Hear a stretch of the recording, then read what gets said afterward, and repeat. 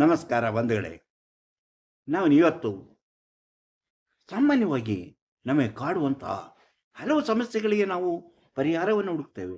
ನಮ್ಮ ಮನೆಯಲ್ಲೇ ಇರುವಂತಹ ವಸ್ತುಗಳನ್ನು ಉಪಯೋಗಿಸಿ ನಾವು ನಮಗೆ ಬರುವಂತಹ ಆರೋಗ್ಯ ಸಮಸ್ಯೆಗಳನ್ನು ಪರಿಹರಿಸಿಕೊಂಡು ನಮ್ಮ ಜೀವನದಲ್ಲಿ ಸುಖವನ್ನು ಅನುಭವಿಸಲು ನಮ್ಮ ಪ್ರಯತ್ನ ಪಡ್ತೇವೆ. ಅಂತಹ ಪ್ರಯತ್ನಗಳಲ್ಲಿ ನಮ್ಮ ಅಡಿಗೆ ಮನೆಯಲ್ಲಿ ಇರುವಂತಹ ಕೆಲವು ವಸ್ತುಗಳನ್ನು ನಾವು ಬಳಸುತ್ತೇವೆ. ಅಂಥ ವಸ್ತುಗಳಿಂದ ನಾವು ಯಾವ್ಯಾವ ರೀತಿಯಲ್ಲಿ ನಮ್ಮ ಆರೋಗ್ಯ ಸಮಸ್ಯೆಯನ್ನು ಪರಿಹರಿಸಿಕೊಳ್ಳಲು ಸಾಧ್ಯ ಎಂಬುದನ್ನು ನಾನು ಹೇಳ್ತೇನೆ ನೋಡಿ. ಅಂದರೆ ನಿಮಗೆ ಜ್ವರ ಬರ್ಬೋದು, ಕೆಮ್ಮು ಬರ್ಬೋದು, ನೆಗಡಿ ಬರ್ಬೋದು, ಕೆಮ್ಮು ಬರ್ಬೋದು. ಹಾಗೆಯೇ ಗಂಟಲು ನೋವು ಬರೋದು ಸರ್ವೇ ಸಾಮಾನ್ಯ. ಗಂಟಲು ನೋವು ಯಾವಾಗಲೂ ಮಳೆಗಾಲದಲ್ಲಿ ಬರ್ಬೋದು, ಚಳಿಗಾಲದಲ್ಲಿ ಬರ್ಬೋದು, ಬೇಸಿಗೆ ಕಾಲದಲ್ಲಿ ಬರ್ಬೋದು. ಎಲ್ಲ ಸಮಯದಲ್ಲೂ ಈ ಗಂಟಲು ನೋವು ಬರುತ್ತೆ. ಗಂಟಲು ನೋವು ಬಂದಾಗ ನಾವು ಏನು ಮಾಡಬೇಕು, ಅದರಿಂದ ಏನು ಆ ನೋವನ್ನು ನಾವು ಯಾವ ರೀತಿ ಪರಿಹರಿಸಿಕೊಳ್ಳಬೇಕು, ಅದಕ್ಕೇನಾದರೂ ಮದ್ದು ಇದೆಯೇ, ಅಂಥ ಔಷಧಿಗಳ ಬಗ್ಗೆ ನಾವು ತಿಳಿದುಕೊಂಡಾಗ ನಮಗೆ ಏನು ಅನಿಸಬಹುದು, ಅಂತಹ ಔಷಧಿಯನ್ನು ತಿಳಿದುಕೊಳ್ಳೋಣ. ಇವತ್ತು ನಾವು ಗಂಟಲು ನೋವಿಗೆ ಉಪಯೋಗವಾಗುವಂತಹ ಒಂದು ಔಷಧಿಯ ಬಗ್ಗೆ, ನಿಮ್ಮ ಮನೆಯಲ್ಲೇ ಇರುವಂತಹ ಅಡುಗೆ ಮನೆಯಲ್ಲೇ ಬಳಸುವಂಥ ವಸ್ತುಗಳಿಂದ ನಾವು ಅದನ್ನು ಹೇಗೆ ಸುಲಭವಾಗಿ ಪರಿಹರಿಸಬಹುದು ಎಂಬುದನ್ನು ತಿಳಿದುಕೊಳ್ಳೋಣ. ಅದಕ್ಕಿಂತ ಮೊದಲು ಸುತ್ತಿ ಬರೋಣ, ದ್ವೇಷ ಸುತ್ತೋಣ, ಕೋಶ ಓದೋಣ, ಮನಸ್ಸಿನೊಳಗೆ ನುಗ್ಗಿ ನೋಡೋಣ. ಅದುವೇ ದಾರಿ ಮಾನಿಯ ಟೈಮ್ಸು. ಸ್ವಾಗತ ನಿಮಗೆಲ್ಲರಿಗೂ ಸ್ವಾಗತ.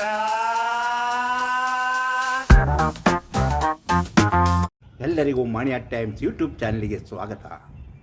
ನಾನು ಹೇಳಿದೆ, ನಮ್ಮ ಮನೆಯಲ್ಲೇ ಇರುವಂತಹ ನಾವು ಬಳಸುವಂತಹ ವಸ್ತುಗಳಿಂದಲೇ ನಮ್ಮ ಕೆಲವು ಆರೋಗ್ಯ ಸಮಸ್ಯೆಗಳನ್ನು ಪರಿಹರಿಸಿಕೊಳ್ಳುವುದು ಹೇಗೆಂಬುದು ತಿಳಿದುಕೊಳ್ಳೋಣ. ಅಂದರೆ ಗಂಟಲು ನೋವು ಬರುವುದು ಸರ್ವೇ ಸಾಮಾನ್ಯ ಎಂದು ನಿಮ್ಗೆ ಗೊತ್ತು. ಸರ್ವೇ ಸಾಮಾನ್ಯವಾಗಿ ಗಂಟಲು ನೋವು ಮೊದಲು ಕಾಣಿಸಿಕೊಳ್ಳುವ ನಮ್ಮ ಆರೋಗ್ಯ ಕೆಡುವಂತಹ ಸೂಚನೆ ಆಗಿರುತ್ತದೆ. ಅಂದರೆ ಈ ಧೂಳು ಅಥವಾ ಹವಾಮಾನ ಬದಲಾವಣೆಯಿಂದ ಮುಂತಾದ ಕಾರಣಗಳಿಂದ ನಮ್ಮ ಗಂಟಲಲ್ಲಿ ಇನ್ಫೆಕ್ಷನ್ ಆಗುತ್ತೆ. ಅಂದರೆ ಅದರಿಂದಾಗಿ ಗಂಟಲು ನೋವು ಬರುತ್ತೆ. ಆ ಗಂಟಲು ನೋವನ್ನು ನಿವಾರಿಸಿಕೊಳ್ಳುವುದು ಸುಲಭವಾದ ದಾರಿ ಇದೆ. ನಿಮ್ಮ ಮನೆಯಲ್ಲೇ ನೀವು ದಿನವೂ ಬಳಸುವಂತಹ ವಸ್ತುಗಳನ್ನು ಬಳಸಿ ಅದನ್ನು ನೀವು ನಿವಾರಿಸಿಕೊಳ್ಳಬಹುದು.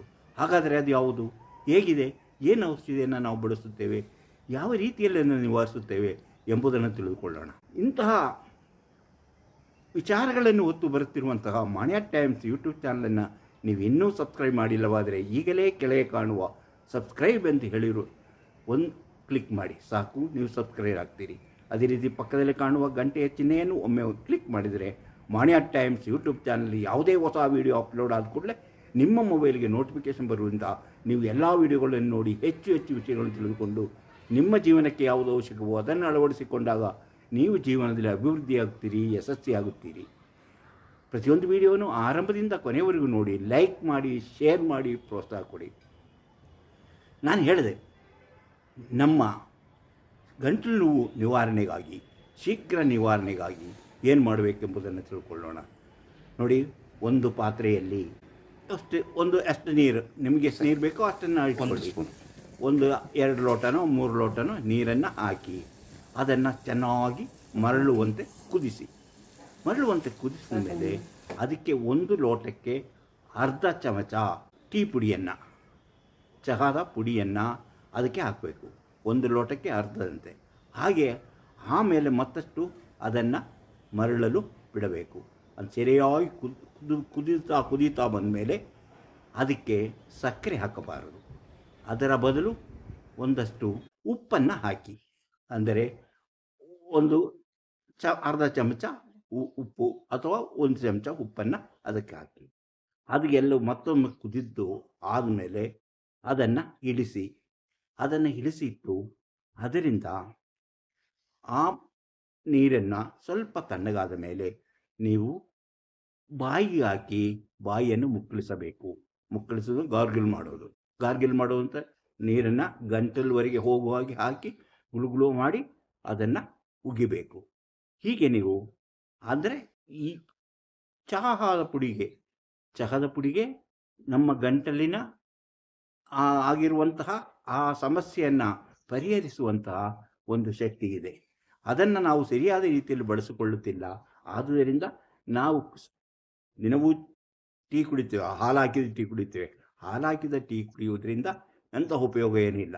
ಆದರೆ ಈ ರೀತಿ ಮಾಡಿ, ಅಂದರೆ ಚಹಾ ಮಾಡಿ, ಅಂದರೆ ಹಾಲು ಹಾಕದ ಚಹಾ, ಹಾಲು ಹಾಕಬಾರ್ದು, ಬರೀ ಟೀ ಪುಡಿ ಹಾಕಿ ಕುದಿಸಿ ಅದಕ್ಕೆ ಸ್ವಲ್ಪ ಉಪ್ಪು ಹಾಕಿ ನೀವು ಅದನ್ನು ವಾಯು ಮುಕ್ಕಳಿಸಲು ಬಳಸುತ್ತಾ ಬಂದರೆ, ಅಂದರೆ ಗಾರ್ಗಿಲ್ ಮಾಡ್ತಾ ಬಂದರೆ, ಆವಾಗ ನಿಮ್ಮ ಗಂಟಲು ನೋವು ಕಡಿಮೆಯಾಗಿ ನೀವು ಆ ಸಮಸ್ಯೆಯಿಂದ ಬಿಡುಗಡೆಯಾಗಬಹುದು. ಕ್ರಮೇಣ ಇದು ದಿನದಲ್ಲಿ ಒಂದು 3-4 ಸಲ ಇದನ್ನು ಮಾಡಬೇಕು. ಅದಕ್ಕೆ ಮಾಡ್ತಾ ಬರಬೇಕು. 1-2 ದಿವಸ ಮಾಡಿದ ಕೂಡಲೇ ನಿಮ್ಮ ಗಂಟಲಿನ ನೋವು ಪೂರ್ಣವಾಗಿ ಗುಣವಾಗುತ್ತದೆ. ಇನ್ನು ಇದು ಪೂರ್ಣವಾಗಿ ಇದನ್ನು ನೀವು ಒಳಗೆ ತಗೊಳ್ಳೋದು ಬೇರೆ ಒಂದು ಔಷಧಿ ಬಗ್ಗೆ ಹೇಳ್ತೇನೆ ನೋಡಿ. ಏನೆಂದರೆ ಚಿಕ್ಕ ಈರುಳ್ಳಿ, ನಾನು ಮೊದಲು ಹೇಳಿದ್ದೀನಿ, ಇದಕ್ಕಿಂತ ಮೊದಲಿನ ವಿಡಿಯೋದಲ್ಲಿ ಹೇಳಿದ್ದೀನಿ, ಚಿಕ್ಕ ಈರುಳ್ಳಿ ಬೆಲ್ಲ ಅದನ್ನು 1-2-3 ಚಿಕ್ಕದಾಗಿ ಕತ್ತರಿಸ್ಕೋಬೇಕು. ಚಿಕ್ಕದಾಗಿ ಅಂದರೆ ತೆಳ್ಳಿಗೆ ಕತ್ತರಿಸ್ಕೊಬೇಕು. ಅದಕ್ಕೆ ಚಿಕ್ಕ ಈರುಳ್ಳಿಯನ್ನು ಚಿಕ್ಕದಾಗಿ ಕತ್ತರಿಸಿಕೊಂಡು ಅದಕ್ಕೆ ಬೆಲ್ಲದ ಪುಡಿಯನ್ನು ಹಾಕಬೇಕು. ಬೆಲ್ಲದ ಪುಡಿಯನ್ನು ಹಾಕಿ ಸರಿಯಾಗಿ ಮಿಕ್ಸ್ ಮಾಡಬೇಕು. ಸರಿಯಾಗಿ ಮಿಕ್ಸ್ ಮಾಡಿ ಅದನ್ನು ನೀವು ಬೇಕಾದರೆ ಒಂದು ಸ್ವಲ್ಪ ಕಾಳು ಮೆಣಸಿನ ಪುಡಿಯನ್ನು ಹಾಕಿಕೊಳ್ಳಿ. ಹಾಗೆ ಅದನ್ನು ಸ್ವಲ್ಪ ಹೊತ್ತು ಬಿಟ್ಟು, ಅಂದರೆ ಕಲಸಿ ಸ್ವಲ್ಪ ಹೊತ್ತು ಹಾಗೆ ಬಿಟ್ಟು ಅದನ್ನು ಒಂದೊಂದು ಚೂರನ್ನು ತಿನ್ನುತ್ತಾ ಬರಬೇಕು. ಅದನ್ನು ಬಾಯಿಗೆ ಹಾಕಿ ತಿಂದುಬಿಡಿ. ಈರುಳ್ಳಿ, ಬೆಲ್ಲ ಮತ್ತು ಕಾಳಿನ ಪುಡಿಯನ್ನು ಬಾಯಿಗೆ ಹಾಕಿ ತಿನ್ನುತ್ತಾ ಬಂದಾಗ ಕ್ರಮೇಣ ಗಂಟಲು ನೋವು ಕಡಿಮೆ ಆಗುತ್ತದೆ. ಅದನ್ನು ನಿಮ್ಮ ಅನುಭವಕ್ಕೆ ಬರುತ್ತದೆ. ಹಾಗೆ ಇನ್ನು ಇದಕ್ಕೆ ಹಚ್ಚಲು ಬೇಕಾದರೆ ನಿಮ್ಮ ಗಂಟಲಿಗೆ ಹಚ್ಚಬೇಕಂತ ಗಂಟಲೆ ನೀವು ಈ ಚಿಕ್ಕ ಈರುಳ್ಳಿಯನ್ನು ಬೇಯಿಸಿ ಅದರ ಪೇಸ್ಟ್ ಮಾಡಿಕೊಂಡು ಅದಕ್ಕೆ ಸ್ವಲ್ಪ ಈ ಟೀ ಪುಡಿಯನ್ನು ಬೆರೆಸಿ ಅದನ್ನು ನೀವು ಗಂಟಲಿಗೆ ಹಚ್ಚುತ್ತಾ ಬರಬೇಕು. ಈಗ ಹಚ್ಚುವುದರಿಂದ ನಿಮ್ಮ ಗಂಟಲು ನೋವು ಕಡಿಮೆ ಆಗುತ್ತದೆ. ಈ ರೀತಿ ನೀವು ನಿಮ್ಮ ಸಾಮಾನ್ಯ ಕಾಯಿಲೆಗಳಿಗೆ ಸುಲಭವಾಗಿ ಮನೆಯಲ್ಲೇ ಇರುವಂತಹ ಮದ್ದುಗಳನ್ನು ಬಳಸಿ ನೀವು ಮಾಡಬಹುದು. ಇನ್ನು ಅದಲ್ಲ ಅಂದರೆ ನೀವು ದೊಡ್ಡ ಪತ್ರೆ ಇದೆಯಲ್ಲ, ನಿಮ್ಗೆ ಗೊತ್ತಿರ್ಬೋದು ದೊಡ್ಡ ಪತ್ರೆ. ಆ ದೊಡ್ಡ ಪತ್ರೆಯನ್ನು ಎಲ್ಲ ಇದ್ದರೆ ಸಾಮಾನ್ಯವಾಗಿ ಮನೆಯಲ್ಲಿ ಬೆಳೆಸಬಹುದು. ಹಳ್ಳಿಗಳಲ್ಲಿ, ಟೌನ್ಗಳಲ್ಲಿ ಬೆಳೆಸೋದು ಕಷ್ಟ, ಕುಂಡದಲ್ಲೂ ಅದನ್ನು ಬೆಳೆಸಬಹುದು.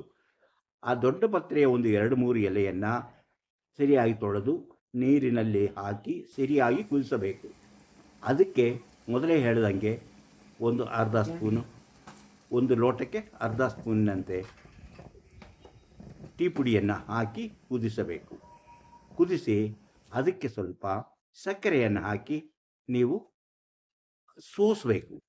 ಸೋಸಿ ಅದನ್ನು ಕುಡಿತಾ ಬರ್ಬೋದು. ಅದನ್ನು ಈ ರೀತಿ ಕುಡಿತಾ ಬಂದರೂ ಸಹ ನಿಮ್ಮ ಗಂಟಲು ನೋವು ಕಡಿಮೆ ಆಗುತ್ತದೆ. ಅಂದರೆ ದೊಡ್ಡ ಪತ್ರೆ 1-2-3 ಎಲೆ, ಆಮೇಲೆ ಒಳ್ಳೆಯ ನೀರನ್ನು ಕುದಿಸಿ ಅದಕ್ಕೆ ಸ್ವಲ್ಪ ಟೀ ಪುಡಿಯನ್ನು ಹಾಕಿ ಸ್ವಲ್ಪ ಸಕ್ಕರೆಯನ್ನು ಹಾಕಿ ಅದನ್ನು ಕುಡಿಯುತ್ತಾ ಬಂದರೂ ಸಹ ನಿಮ್ಮ ಗಂಟಲು ನೋವು ಕಡಿಮೆ ಆಗುತ್ತೆ. ಹೀಗೆ ಗಂಟಲು ನೋವು ಕಡಿಮೆ ಆಗೋದು ಮಾತ್ರ ಅಲ್ಲ, ಅದು ನಿಮ್ಮ ಜೀರ್ಣಶಕ್ತಿಗೂ ಸಹಾಯ ಮಾಡುತ್ತದೆ.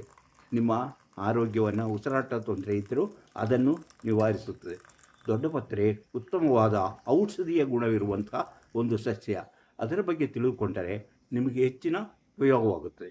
ಹೀಗೆ ಹಲವು ವಿಧದಲ್ಲಿ ನಾವು ನಮ್ಮ ಮನೆಯಲ್ಲಿ ಸಿಗುವಂತಹ ಹಲವು ಗಿಡಗಳನ್ನು ಬಳಸಿ ಹಲವು ಔಷಧಿಗಳನ್ನು ತಯಾರಿಸಬಹುದು. ಅದೇ ರೀತಿ ನಾವು ಅಡಿಗೆಗೆ ಬಳಸುವಂತಹ ಇಂತಹ ಬೆಲ್ಲ, ಉಪ್ಪು, ಟೀ ಪುಡಿ ಅಥವಾ ಇನ್ನು ಯಾವುದೇ ವಸ್ತುಗಳನ್ನು ನಾವು ಬಳಸಿ ನಮ್ಮ ಇಂತಹ ಸಾಮಾನ್ಯವಾದಂತಹ ಕಾಯಿಲೆಗಳನ್ನು ಗುಣಪಡಿಸಲು ಸಾಧ್ಯವಿದೆ. ಅದರ ಬಗ್ಗೆ ನೀವೆಲ್ಲರೂ ಪ್ರಯತ್ನ ಮಾಡಿ ನೋಡಬೇಕು. ಪ್ರಯತ್ನ ಮಾಡಿದಾಗ ಅದರ ಫಲ ಸಿಗುತ್ತದೆ.